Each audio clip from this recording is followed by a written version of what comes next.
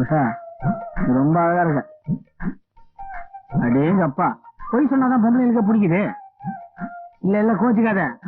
பாரு, நம்ம 2 பேரும் கல்யாணம் ஆகி போச்சு. நமக்குள்ள எந்த விதமான ஒலி மரம் இருக்கக்கூடாது. நான் உனக்கு கேப்ப, கோச்சிக்க மாட்டேன். சொல்லுங்க.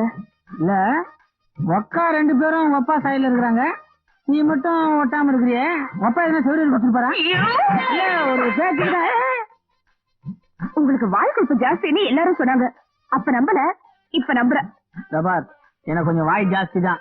நான் யதார்த்தமா பேசுறத எல்லாரும் வாய் கொழுப்புன்னு நினைச்சுக்கிறாங்க.